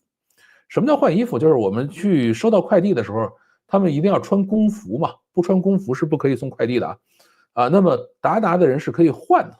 你比如说啊，今天我这是这个哪个咖啡厅，我希望这个外卖员穿着我们家的衣服去送咖啡去。那么达达也提供这种服务啊，说我们把这个衣服穿上啊，你要多给点钱，我们愿意穿啊。这个就相当于是什么呢？这个品牌的咖啡店啊，或者品牌的这个商店，他们呢这个品牌力量变强了啊。这个事儿是这个达达提供的一个服务。那么京东做外卖有什么劣势呢？啊，这个送外卖这个事儿其实也是一个高频打低频的生意啊，就是所有的 APP 就是高频跟低频之间的战斗，高频一定是赢。京东是所有这些做外卖的这个商家里头频率最低的啊，就使用频率最低的一个平台。那么在这个做外卖的这么多平台里头，谁的使用频率最高呢？是抖音啊。这个虽然抖音做外卖啊成功了、失败了、失败了、成功了，不停的在那折腾啊，但是呢，它是用户粘度最高啊，用户使用时长最长、用户数最大啊，这个使用频率最高的平台就是抖音。美团呢，近些年来也在跟抖音拼啊。抖音说我要做外卖啊，美团说那我做直播吧，对吧？我去做短视频，我去做直播吧啊。他们两边也在打，美团现在正在拼命的做内容。像我呢，有时候闲的没什么事儿，还会刷刷美团或者大众点评啊，这都是美团集团下的。干嘛呢？看看哪有好吃的呀，哪有好玩的呀，对吧？你就相当于是刷一个这个美食榜的小红书是那么个感觉啊。这个现在美团做的挺好的。但是没事刷京东的人其实并不多，就是京东这个东西的工具属性很强啊。什么叫工具属性？就是我用的时候我就把你拎起来啊，砸吧两下啊，这个不用的时候就给你塞箱子里了啊，这叫工具属性。就是京东的工具属性实在太强了。京东的品牌认知呢也还有一定的偏差啊。这个刚才我们讲的是京东的使用频度不高啊。第二个就是京东的品牌认知会差一点。并不是那么多人都知道京东是有外卖可以点餐的啊。那么用户心理认知重塑的话，那么这个成本还是挺高的啊，所以京东需要去支付这个成本。那么现在京东处理的方式是什么呢？就是找这种有一定品牌影响力的这个大店去合作。那么这样的情况下的话，这个等于它可以借助这些，比如说像刚才我们说这些奶茶店呀、这个咖啡店，可以借助他们的这个品牌力啊，然后让这个用户呢更容易去接受说京东现在也送吃的这件事情。当然，京东另外一方面还干一什么事儿呢？跟抖音合作。抖音你不是惦记送外卖吗？我这儿有物流啊，我跟你一块合作，你那边把流量费挣了，然后我这儿把物流的钱挣了，咱们两头再夹击美团啊，他这个事儿他也在干，对吧？而且字节一直在旁边盯着呢，对吧？高频应用最大的好处是什么？就不怕犯错啊，我这次错了啊，这个没做起来啊，错了就错了呗，对吧？过几天咱们再来一次，反正用户还在，用户活跃也还在，都没有丢，对吧？这个是没问题的。当然，这种高频应用有一个坏处是什么？就是这帮人一般是耍小聪明啊，不愿意下苦功夫做这个这个比较重的生意，他们是不愿意沾手的。这个其实原来我们讲过好多次，就是抖音为什么这个或者字节跳动为什么做外卖始终做不起来，做了这么多次都做失败了，就是他们没有能力去管理这个最底层的这些东西啊，这个非常麻烦。在中国呢，商业竞争的模式其实就是这样的，就是永远是吃着碗里的，看着锅里的。啊，美团呢惦记着京东的生意啊，我这个送餐的人吃完午饭以后啊，就是午饭的这个饭点混过去以后啊，我还得让他们送别的，我要把京东的生意咬下一口来啊。而且美团现在其实是基本上没有他不做的生意啊，就各种生意他全做。这个京东呢也会设法的侵蚀美团的地盘，竞争的方式也很简单，挖人砸钱，然后呢内卷，对吧？这个你像挖人，刚才我们讲了，这个现在达达董事会主席就是去年京东刚从美团挖回来的，对吧？那么这个砸钱啊，那你说这个不要人家的这个加盟费啊，不要人手续费，这不就是砸钱吗？对吧？你上我这儿来，我给你去配送去啊，当然配送的钱得出啊，但是我整个服务的钱不要了啊，我跟他竞争，对吧？然后卷，现在这个外卖员多，我们多卷一点这个外卖员进来，然后我们去跟这个美团卷去。你美团不是已经招不起那么多外卖员了吗？来，我们来折腾，对吧？这个大家就可以继续的卷下去。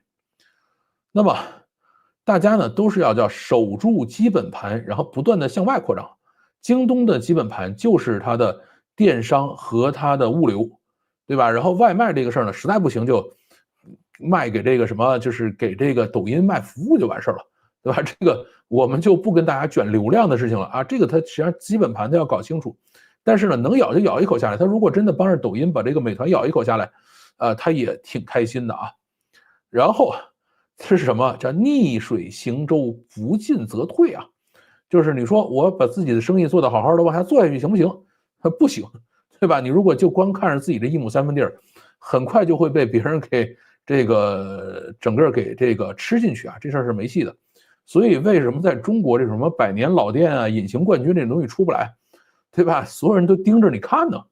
就算是这个商品只有你一个店会做，对吧？你这还有师傅带徒弟，徒弟还惦记自己开店分家另过呢，对吧？所以这个一定是一直卷到死啊！这个生命不息，折腾不止啊！这就是咱们中国人这个命苦。那么京东的这一次战略能走通吗？利用外卖员富裕的时机啊，狠狠地咬美团一口。我觉得这个事儿呢，从战略上没什么大问题，而且京东管理外卖员的能力，已经是经过这么多年锻炼了，是可以的。这个事情抖音搞不定，但是京东可以搞定。京东的基本盘就是各种派送。那么品牌餐饮本身呢，也不指望京东获客，因为真正去送外卖里头赚的最多的钱是什么？不是那服务费，也不是那派送费，而是广告费。就是这帮这个饭馆，特别是那些没有店面的饭馆，对吧？就是没有这个堂食的饭馆，他们是要花钱去买流量的，上美团去买流量，对吧？那么现在京东说，我也不惦记卖你这个流量，我就惦记把这个配送这口钱吃了啊，这个也没毛病。对吧？所以现在品牌餐饮啊，跟这个京东之间就可以双向奔赴，而且这些品牌餐饮呢，还可以享受京东的品牌溢出价值，对吧？因为京东的品牌是这个东西靠谱啊，然后呢，价格还可以，对吧？服务很好，这是京东的品牌价值啊，这个还是有用的。而且呢，京东的支付和金融配套设施是很完善的，特别是白条啊，因为电商肯定没有放贷挣钱啊，一定是放贷款是最挣钱的。那么美团自己也放贷款啊，这个都去干。像我还有那个美团信用卡呢，对吧？美团信用卡就是你只管花，花完了以后，然后不停的说，哎，你要再借一点不，对吧？不停的来折腾我来，对吧？现在呢，京东可以为京东自己的铁杆粉丝们增加一些消费渠道和场景，这个也是挺好的一个事儿，对吧？等于是把用户再卖一遍呗。我太太就是京东京东的会员啊，她特别喜欢买京东的东西，也确实省事儿啊。这个和抖音等不愿意下死力气这种高频内容平台合作啊，敌人的敌人可能就是朋友啊，这个也是京东这一次做这个外卖啊也要去想的一个事情。至于美团的话，哎呀，这个别的甭想了，狠这一个字就够了。这个美团最大的特点就是狠啊！这个咱们现在几大平台啊，这个整个中国互联网3大狠人啊，一个美团，一个拼多多，还有一个字节跳动。但是字节跳动最主要的狠是狠在流量上，美团最主要的狠是狠在这个他们管这玩意儿叫什么叫低端人员管理上，而这个拼多多的狠是狠在哪儿？就是它的整个的全流量的这种规划和这个敏捷上啊，这是3个不同的狠法，对吧？整个中国互联网现在已经彻底被卷成这样了啊！这些人现在还在出海呢，美团现在还在香港开始去阿联酋去做外卖去了啊，这些地方都在做。这个不定哪天这个看看美团能不能到美国去送外卖啊？这个我觉得也是一件喜闻乐见的事情吧，让我们一起来期待一下。好啊，这就是我们今天讲的第2个故事，就是中国的这个电商或者中国的商业竞争到底是一个什么样的格局？我们从京东开始送外卖这件事情啊，来稍微的看一下。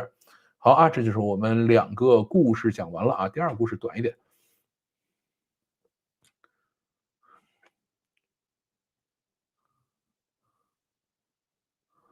让我们看看还有什么问题。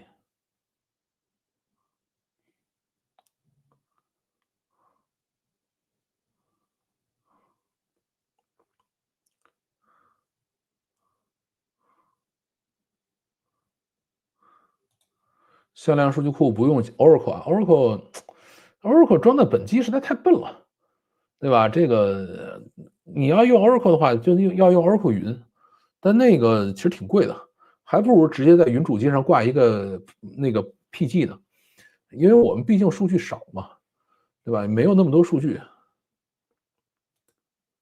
中国的自动驾驶公司，文远知行或英伟达买进啊，这个盘前上涨120%，好吧？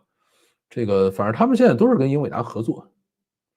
京东的电商和电商绑定的物流都随着客单价快速下降而撑不住了吧？这个我有个京东快递的亲戚，过去1年收入下滑，收入下滑的核心原因还是经济不好。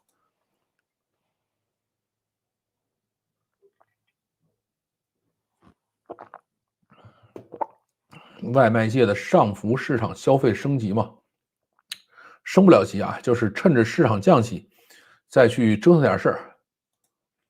王志安喜欢把中国的成就归功于党的领导，老范会把中国的发展归功于华人的勤劳智慧，两者观点相反，所以老范不看王志安。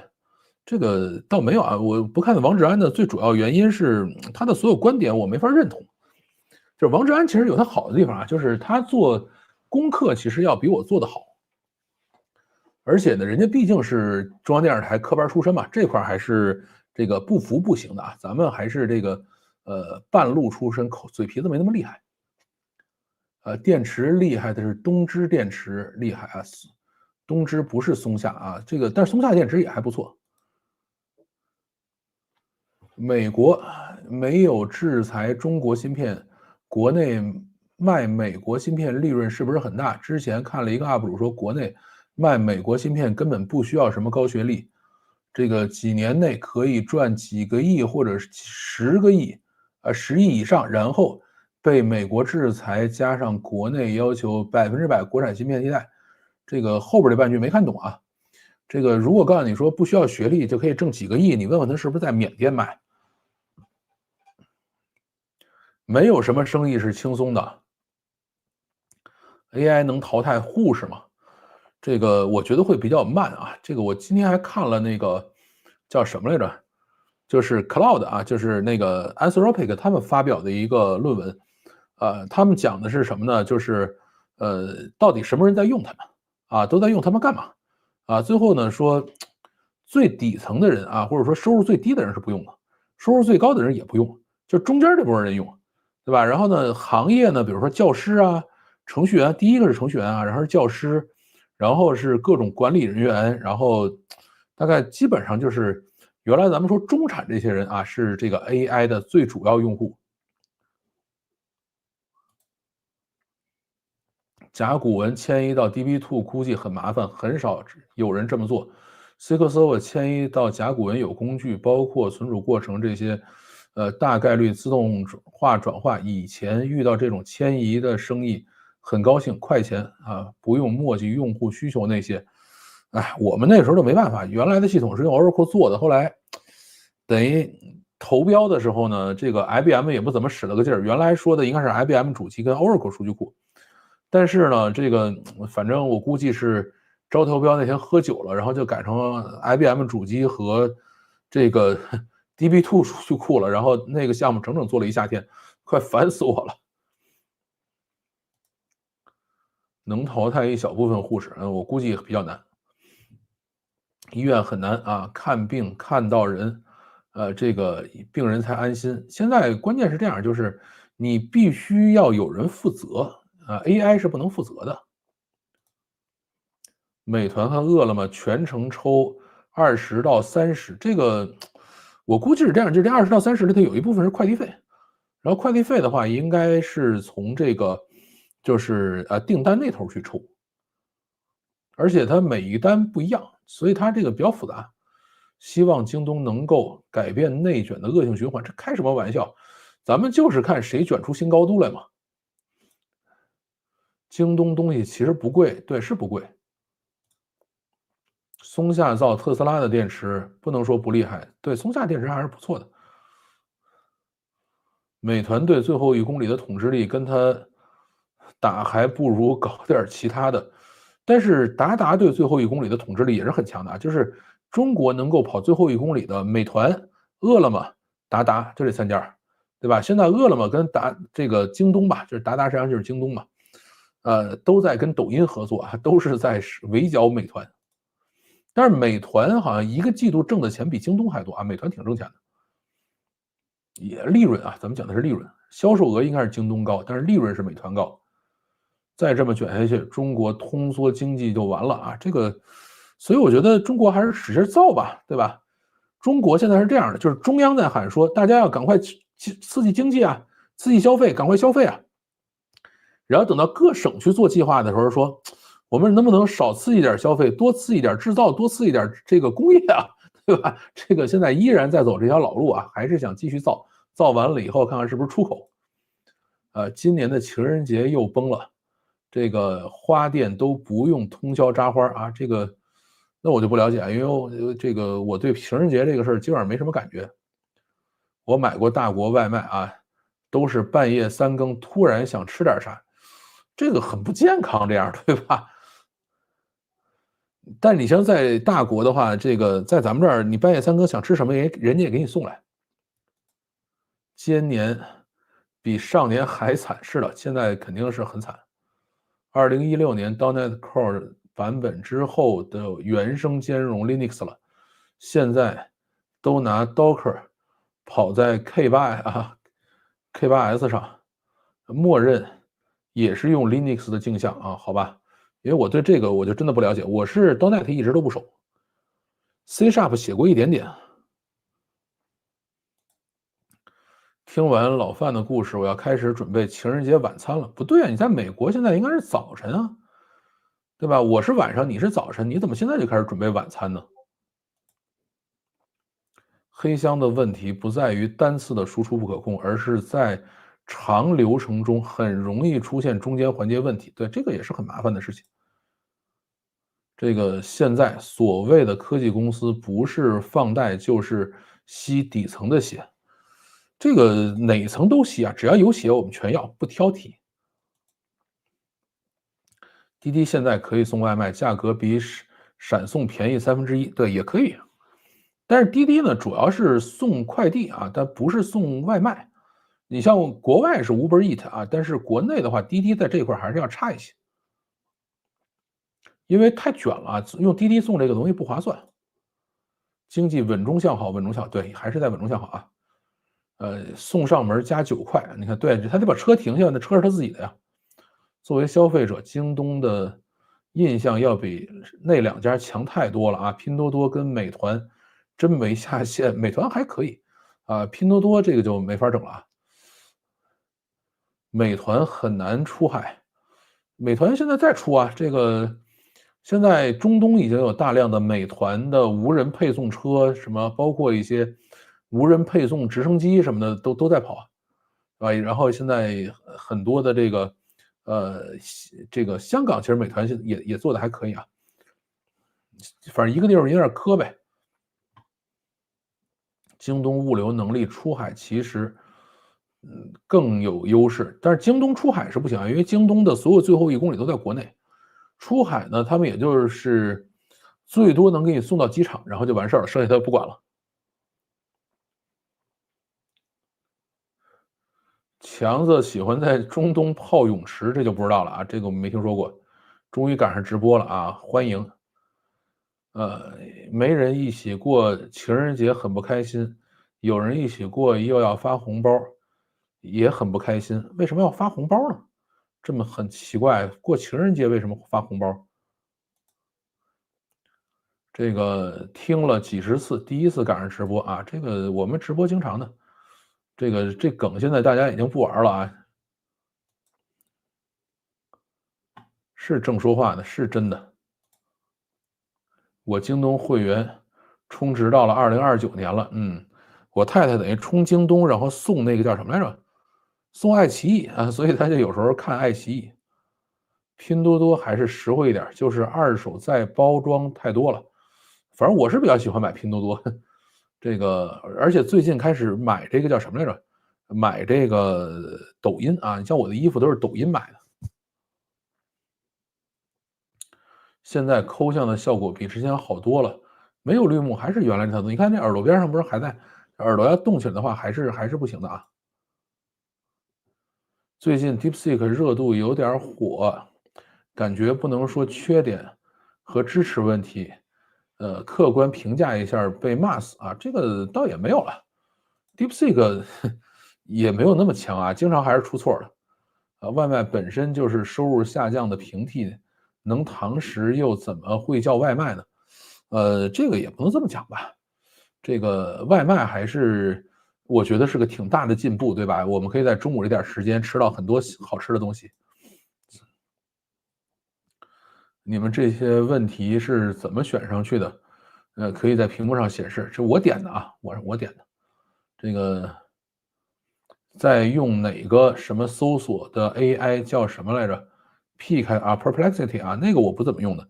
其实我现在搜索 AI 主要是用 GPT 和这个豆包，然后最近呢用这个 DeepSeek 用的多一点。但是 DeepSeek 呢，我的用法不太一样，回头可以给大家录一期视频讲一讲这个满血版 DeepSeek 怎么回归的问题。对，留言一会儿就上去。这个有一个滞后，人文社科类的研究人员会被大规模替代吗？其实我觉得真不应该这样，我一直不这么想，但是现实就是如此。2月19号，苹果小春晚会蹭一下流量吗？啊，这个没什么好蹭的，它好像是出 SE 还是什么东西。我觉得淘汰部分底层的医生可能性比淘汰护士的可能性大啊，这个是真的。我去过很早期的京东，在马连道那里，2个房间里面的人在打包啊，这个我还真不知道，没去过那儿。我去京东的时候就已经是在亚运村那个京东大厦了啊，但是再往后京东搬到那个亦庄去以后，我应该没去过，对，我没去过亦庄的京东。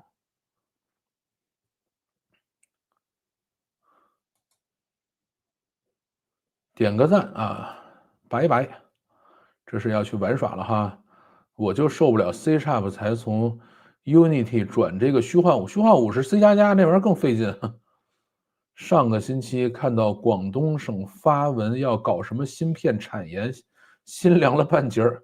这个，哎，他们反正接着造呗，那能怎么办呢？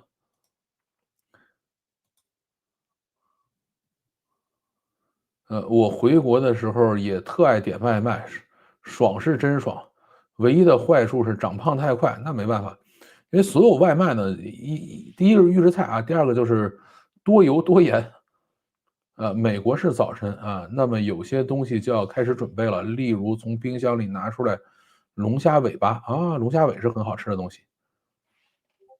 现在免费 GPT 用户可以使用 O3 mini 了，因为我是一直付费的，所以我不太了解这个事情。京东会员续费有上限的啊，这个还真不知道。我一直在国内，这个下次我也试试抖音商城啊，抖音我很喜欢买东西。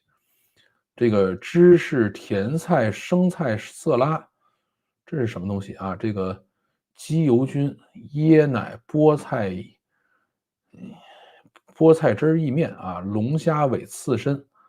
哎，你从冰箱里拿出来还能刺身吗？不会拉肚子吗？白巧克力红草莓蛋糕，哎呀，你这个说的我都饿了。最近每个大模型都在用啊，其实千问2.5 Max 真的可以，还是听老范说才开始用。研究思路很开阔，逻辑性很强啊。这个千问2.5 Max 其实我觉得一般啊，这个将就，我还是比较喜欢用 DeepSeek，最近用 DeepSeek 还是用挺爽的。好，还有什么问题没有？如果没有什么问题的话，我们今天就到这里啦。我看我们有多少人，有400来人，我看有多少个赞了。嗯，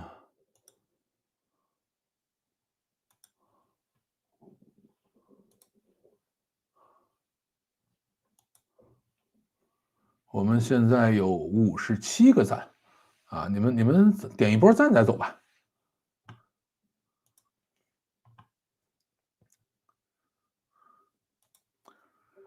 杭州因为 AI 6家公司已经超越北上广深，成为当下最先进的中国城市了吗？千万别惦记这个啊！凡是说这个话的人，其实他们只想一件事，就是怎么能让房价更贵一点。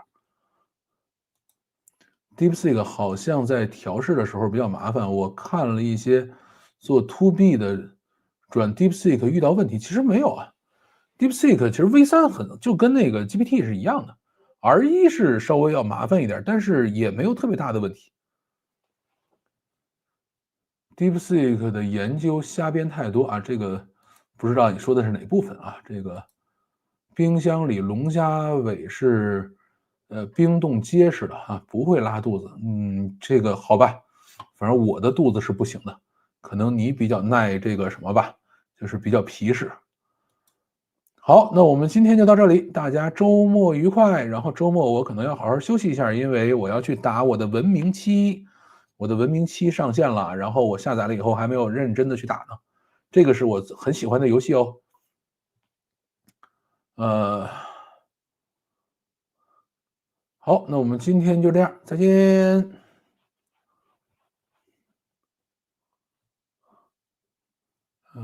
结束直播。